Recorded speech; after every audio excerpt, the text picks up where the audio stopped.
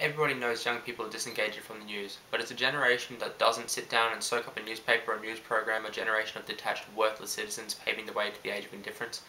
Media critic David Mindich loudly laments the indisputable demise of the news habit by youth. But is the younger generation's distancing from traditional news media, such as papers and radio, truly disengagement from news entirely? Harrington says engagement with the news occurs mainly on the levels of consumption and production. Thus, a generation that interacts with news on these two levels is not disengaged. So, what is news? What is it that youth are being accused of disengaging from? News is the stuff that keeps citizens informed about the democratic institutions and other information and or events that affects them, and the thing that provides them with information they require to make informed choices about the direction of their public life. Regarding consumption of news, clearly youth need to actually absorb news before they can engage with it. But as John Fiske said in Reading the Popular, news watched merely out of moral obligation will be consumed half-heartedly and rapidly forgotten. Youth will eschew traditional news media, favouring alternative and engaging options. Enter the internet. Blogs and online news feeds are more readily accessible than ever, and their integration into the social networking powerhouses of Facebook and Twitter has merely cemented this usefulness. Mindich laments again that youths can decide which news to access and which to ignore, but as Harrington said in the Week 6 lecture, there's more information available to the public than ever before.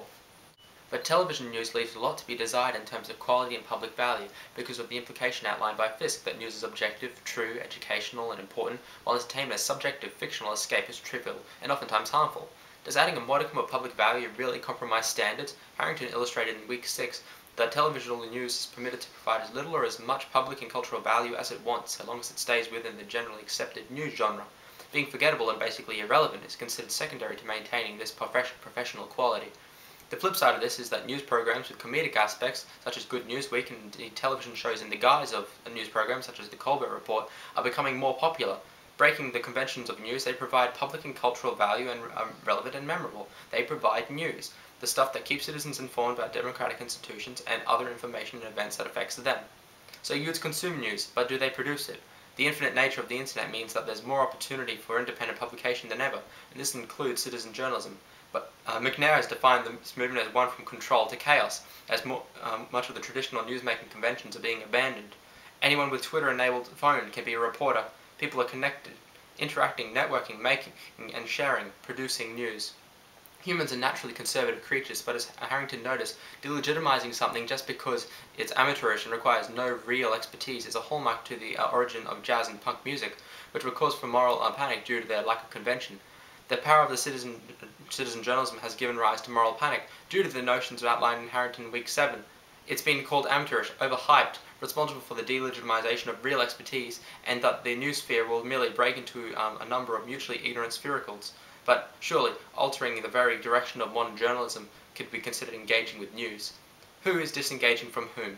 Dahlgren says that journalism must somehow provide people with informative material to help them make sense of the world and fulfill their role as citizens. To fulfill this task, journalists must re-establish their link with their wayward audience, or yield to the unstoppable force of independent and citizen journalism. Youths are so engaged with the news that they make it come to them, or if need be, make it themselves, bringing public value and relevance back to a media hierarchy struggling under the weight of convention, procedure and genre archetyping.